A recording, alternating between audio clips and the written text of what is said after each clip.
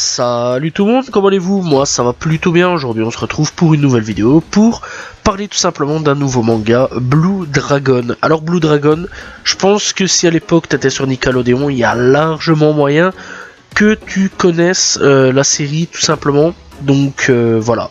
Bref, donc Blue Dragon, c'est une adaptation en anime japonais de la série de jeux vidéo du même titre, donc Blue Dragon. Donc clairement, voilà, ça vient tout simplement d'un jeu vidéo, mais c'est sorti en animé.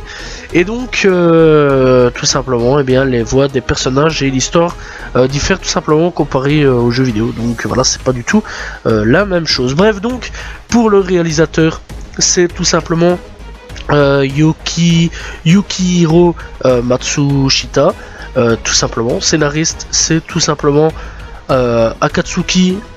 Alors oui, ça paraît super chelou de dire Akatsuki, voilà. Bref, donc voilà, ça fait sûrement beaucoup vont sûrement voir une référence à Naruto, mais absolument pas. Et donc il s'appelle tout simplement Akatsuki Yamatoya, et donc c'est le studio Pierrot qui est derrière tout ça. Donc voilà, le compositeur tout simplement est Megumi Ohashi, donc voilà. Et alors Neibuo Uematsu, donc voilà. Et il faut savoir qu'au dessin, c'est tout simplement, eh bien, je pense que tout le monde connaît Akira Toriyama, le papa de Dragon Ball. Donc voilà, le mec est sur ce projet, donc qui est ma foi plutôt cool. Donc il faut savoir tout simplement que la première saison est de 51 épisodes et il y a une saison 2 de 51 épisodes aussi. Malheureusement la saison 1 est donc en VF et le malheureusement est là, la saison 2 n'est pas traduite en VF. Donc voilà, pour ceux qui veulent savoir, elle est juste disponible en VO et il a quand même fallu pas mal de temps à la base pour qu'elle soit sur internet, parce qu'il faut savoir que je l'ai pas trouvé sur des choses, enfin pour le moment, de ce que j'en sais, enfin moi de la période quand je l'ai vu, était pas disponible tout simplement sur des sites légaux, donc voilà, il faut quand même le savoir. Je tiens très clairement à le préciser, donc voilà, faut un petit peu chercher sur internet et donc on trouvera la première saison. Bref, donc et bien pour le synopsis de la première saison, donc voilà, on retrouvera tout simplement pas mal de personnages. Donc voilà, le personnage principal est tout simplement Shu, héros principal, donc voilà. Et donc le synopsis, c'est: alors que le village de Talta est attaqué par l'armée du royaume de Guran, donc le Guran, enfin l'armée du royaume de Guran est tout simplement les méchants, donc voilà. Zola et Jiro ou Chiro, voilà, ça dépend, la VF est plus Jiro, enfin Chiro ou Jiro, ça dépend de temps en temps, comment c'est bien traduit, quoi, ok. Deux mercenaires possédant le pouvoir des ombres. Donc voilà, il faut savoir que les ombres c'est assez important, donc j'expliquerai après. Lutte pour sauver les habitants. C'est alors que dans la bagarre, un jeune garçon nommé Shu se précipite pour protéger ses amis d'un éboulement causé par l'attaque d'une ombre artificielle. À ce moment-là, le pouvoir des ombres s'éveille chez lui. Shu invoque l'une des ombres des chevaliers de la lumière, le légendaire Blue Dragon. Et bref, il y a différentes tout simplement ombres officielles, donc des vraies ombres de des chevaliers de la lumière. Bref, donc il faut savoir tout simplement que les ombres sont tout simplement des trucs tout simplement en gros des ombres qui permettent d'attaquer avec différents personnages, personnalités, etc. Donc voilà, Blue Dragon est tout simplement un dragon.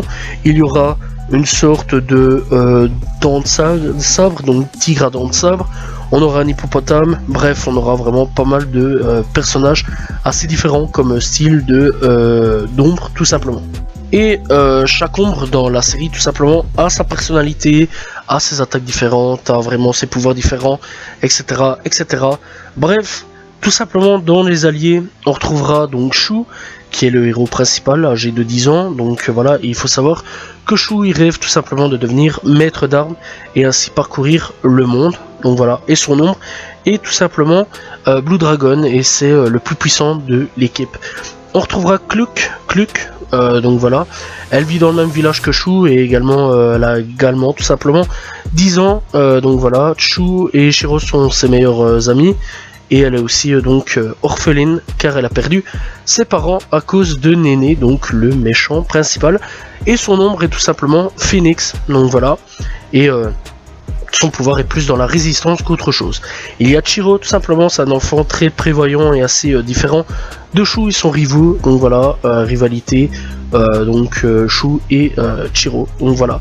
Et donc lui il a 11 ans et son nombre est Minotaur, et donc ne s'entend pas très bien avec Jiro en revanche, et ils viendront un petit peu après tout simplement régler ces petits problèmes assez vite tout simplement.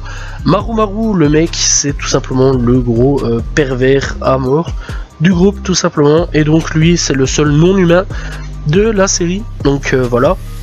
Et donc c'est un membre de la tribu de DV, donc voilà, malgré son côté pervers, c'est un justicier au grand cœur, donc voilà, il a des gros problèmes de culotte, donc il faut le savoir. On a Zola, donc pas Zola le rappeur ou Zola Emile Zola, fallait vraiment que je fasse des blagues de merde là, con, mais c'est pas grave, c'est un peu la chef tout simplement du groupe, donc voilà, et donc elle est la plus âgée de l'équipe, puisqu'elle a une vingtaine d'années, et elle c'est une mercenaire plutôt solitaire et renfermée. Son ombre est tout simplement chauve-souris, et au vu de l'expérience de Zola, c'est l'ombre la plus développée en matière d'attaque. Donc voilà, il faut savoir qu'elle a un passé assez traumatisant, etc. Et on découvrira pas mal de choses sur elle, pas mal de révélations. Donc voilà. Bref, comme membre final de l'équipe, on a tout simplement Bouquet. Donc voilà, il faut savoir qu'elle est serveuse dans une auberge et elle y rencontre Shu et ses compagnons. Celle-ci va la défendre contre 2 clients, donc voilà, qui refusaient de payer leur addition. Elle décide d'accompagner tout simplement l'équipe afin de montrer sa reconnaissance, et donc elle a tout simplement un hippopotamus, donc voilà, et donc c'est son pouvoir, donc ce pouvoir se transformer comme elle veut, et donc elle a un pouvoir assez spécial, c'est qu'elle peut se rendre invisible lorsqu'elle se met à poil, donc voilà. Et mis à part ça, clairement elle ne sert pas à grand chose dans l'histoire, et elle est un peu conne en fait sur les bords. Voilà, je vais pas aller par 4 chemins, elle est complètement débile. Bref, on a dans les ennemis Général Loki, donc c'est le serviteur fidèle de Néné. Le mec il est très intelligent et puissant. Loki possède une ombre artificielle appelée Valkyrie et une ombre naturelle appelée Houdin. Donc voilà, en vérité depuis toujours Loki n'a jamais fait confiance à Néné et agissait seul avec ses hommes Anthropoph. Donc voilà, et Cynthia, d'ailleurs Anthropoph aura donc une place assez importante dans la 2e saison de la série, donc voilà. Et puis il y a Gillian, le maire, et Schneider, donc voilà. Et donc il faut savoir tout simplement que Néné c'est le roi de Gouran, et donc il est très cruel, orgueilleux au point d'en être un monstre. D'ailleurs je trouve qu'il y a pas mal de similitudes quand même. D'ailleurs j'ai retrouvé certaines caractéristiques niveau dessin, design, faut vraiment le voir quand même. Au niveau de Piccolo sur certains points, donc voilà, après faut le voir quand même. Donc voilà, et il m'a fait aussi penser énormément à Freezer dans ses débuts, donc quand on commence à voir un petit peu Néné, donc voilà, et c'est clairement un gros enfoiré tout simplement, donc voilà, et il est avec le 7e descendant des Chevaliers de la Lumière. Ce 7e chevalier de la lumière tout simplement est donc Deadroy, et il est associé à Néné. Deadroy tout simplement, à l'instar de Shu, Chiro, Klook, Maru, Bouquet et Loki, et bien descendant des légendaires chevaliers de la lumière, bien qu'il ne puisse pas l'invoquer lui-même. Son ombre chimère est d'une puissance monstrueuse, et donc il faut savoir que Deadroy ressemble à un homme grenouille. Puis on retrouvera tout simplement Delphinium, c'est le bras droit de Deadroy, et donc elle sert les services secrets de Gouran, et donc elle a dérobé les 7 suprêmes, donc les pages les plus importantes du livre du commencement, donc voilà, c'est assez important tout simplement dans la série. Bref, donc, et encore une fois, on revient un petit peu donc sur Blue Dragon, donc je pense que j'ai donné quand même pas mal l'essentiel de tout ce qui se passe. Donc en gros, c'est l'histoire de Shu qui est dans son petit village, bien tranquille, peinard, donc voilà.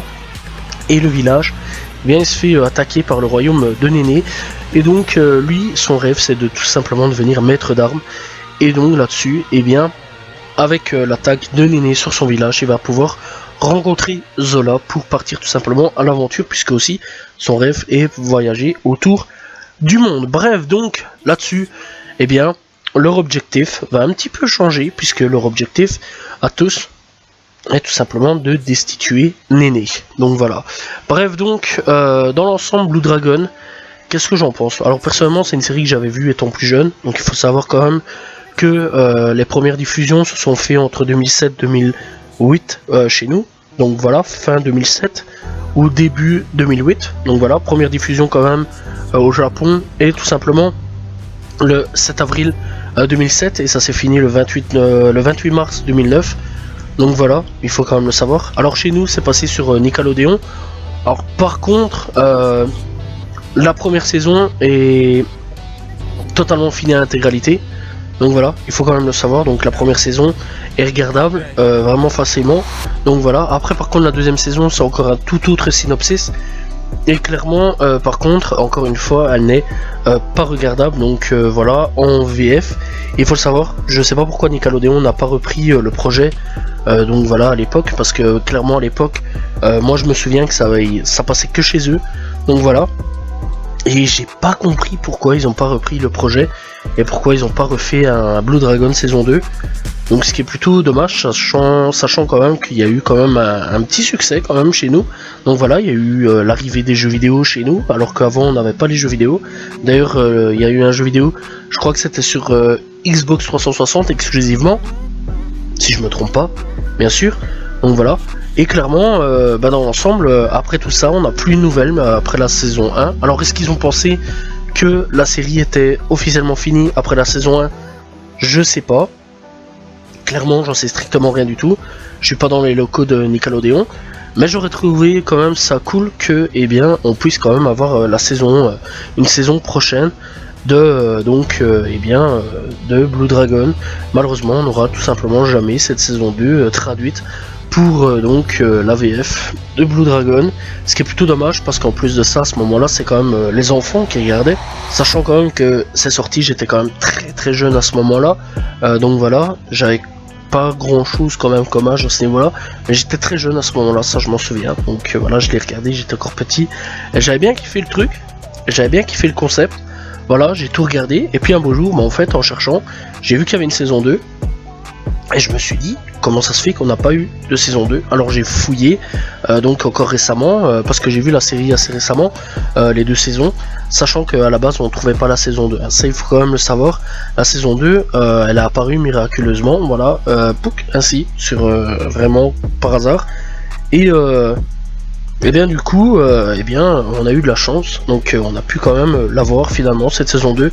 Malheureusement, encore une fois, c'est pas sur, enfin à l'heure actuelle, enfin du moins peut-être maintenant, oui, mais en tout cas elle n'est pas sur des sites légaux. Donc voilà, j'ai dû absolument aller chipoter sur des sites absolument pas légaux, mais ça on s'en fout un peu.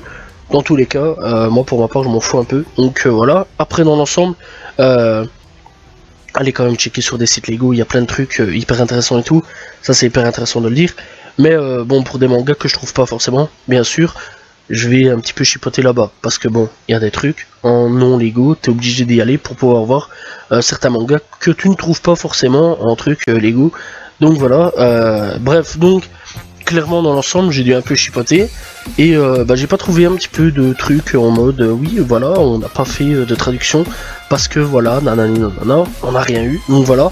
En plus on mélangeait pour cette saison 2, alors on va spoil, donc voilà, si vous voulez arrêter la vidéo, arrêtez-la maintenant tout de suite. À la base on mélangeait de nouvelles choses tout simplement, donc des sortes de dieux, donc si j'ai bien compris, et donc la menace était plus grande, il faut le savoir. La menace était beaucoup plus grande puisque dans cette saison 2, et bien tout simplement, c'était le monde qui était en menace, puisque si Shu et son équipe n'arrivaient pas à faire certains trucs, etc., le monde disparaissait. Voilà, il explosait. Donc c'est des dieux, tout simplement, qui décidaient un petit peu du sort de tout ça. Et donc clairement c'était un peu plus chaud, c'était beaucoup plus risqué. Et je trouve que l'histoire clairement était bien reprise par rapport à la saison 1. Donc voilà, ça suivait plutôt bien la saison 1. Donc voilà, il y avait vraiment un très bon conducteur, etc. Et surtout il y avait un après donc de la saison 1 qui expliquait un petit peu ce qui s'était passé chez certains membres, etc. Donc voilà. Et clairement, je trouve ça assez dommage qu'on n'a pas eu de traduction. Alors qu'est-ce que je pense quand même de cette première saison? Alors pour ma part, j'ai bien aimé la musique, j'ai bien aimé certains points de la série. Alors aujourd'hui quand même, avec le recul sur certains points aussi, de la VF, elle est pas énorme, hein. Je vais pas te mentir que la VF, j'ai déjà écouté mieux, voilà, vraiment mieux. Donc voilà, il y a des voix quand même qui m'énervent pas mal sur certains points. Alors Zola, j'ai bien aimé sa VF, voilà. C'est une voix qui vraiment, je kiffais plutôt bien, donc voilà, j'avais pas vraiment de problème. Loki, j'avais pas de problème non plus, donc voilà. Delphinium, pas de problème non plus, donc voilà. Maru, ça passait, je trouvais, voilà, mis à part que le personnage parfois était vraiment énervant sur beaucoup de points. Voilà, c'est un personnage qui, je suis d'accord, il avait un côté pervers comme dans tous les mangas, mais ils auraient dû diminuer un petit peu le truc. Chiro, ça allait, Cloak, ça allait. Par contre, je trouve quand même que Chou, sur certains points, il y a eu pas mal de foirage. Et Bouquet, par contre, c'est vraiment un personnage dont je ne supporte pas du tout le personnage. Je ne blaire absolument pas ce personnage. Voilà, je la trouve un peu inutile. Et par contre, Maru fait partie un petit peu de ces personnages qui je trouve un peu débiles sur les bords. Alors, ouais, il y a des scènes qui sont un peu marrants pour Maru, y a pas de problème. Simplement, encore une fois, je tiens quand même à le souligner, je trouve qu'au niveau truc pervers, etc., c'est un peu débile quoi. À un moment on a compris, c'est un peu marrant, ça va. Dans tous les shonen on a ça, donc voilà. Et au bout d'un moment c'est un peu chiant, donc voilà. Alors ce que j'ai aimé un petit peu, c'est qu'on était un peu dans un monde clairement plus médiéval à RPG, on va dire à la RPG. Donc voilà ce qui se passe un petit peu en ce moment, toute la mode isekai, etc. Sauf que là, bah c'est pas du tout un isekai, donc voilà, c'est plus un shonen, donc voilà, qui est plutôt, ma foi, plutôt cool. Donc voilà, bref, donc la série, je vous conseille quand même d'aller la checker. Donc voilà, les enfants peuvent facilement aller checker la série. Donc voilà, personnellement j'avais bien kiffé étant enfant. Maintenant, ça a quand même un petit peu vieilli. Mais il faut quand même savoir que l'animation est quand même bien foutue, malgré l'âge. Donc voilà, quand même 2007, je tiens quand même à préciser. Et malgré l'âge, et bien l'animation est quand même encore... et bien ma foi plutôt bien faite, donc voilà, et j'apprécie encore l'animation aujourd'hui. Donc voilà, encore une fois sur la VF, n'hésitez pas aussi à faire votre propre avis, donc n'hésitez pas à aller checker. On a une VF, c'est pas pour rien, c'est pour ça que je parle énormément de la VF, parce que bah, la VF, il y a quand même des gens qui travaillent malgré qu'elle est critiquée. N'hésitez pas aussi à le checker en VO, parce qu'en VO j'ai dû regarder en VO pour la saison 2, donc je peux vous dire qu'elle est plutôt bonne, donc voilà, et moi j'ai bien aimé la VO, j'ai pas de problème avec la VO, que du contraire. La VO j'ai trouvé plutôt cool, donc voilà, mais je l'ai regardé en VF, sachant que je l'avais connu en VF étant petit, donc étant plus jeune, donc voilà, et je voulais quand même garder un petit peu ce côté nostalgie d'enfance, et j'ai quand même découvert en grattant un petit peu qu'il y avait quand même quelques défauts sur certains points de la VF, donc voilà, il faut quand même le savoir. Et donc clairement je vous conseille vraiment d'aller checker un peu cette VO et cette VF, donc de la saison 1 et de la saison 2. Bref, c'est la fin de cette vidéo, donc voilà, j'espère que vous avez apprécié donc la vidéo sur laquelle je parle de Blue Dragon. N'hésitez pas tout simplement à aller checker donc Blue Dragon et de faire checker à vos enfants, etc. Blue Dragon. Donc voilà, j'espère quand même que pour certains j'ai rappelé certaines nostalgies donc de Blue Dragon. N'hésitez pas à vous abonner, liker, commenter, partager, je réponds toujours aux commentaires. On se retrouve demain pour une nouvelle vidéo très prochainement pour parler d'un nouveau manga. Salut tout le monde, ciao ciao.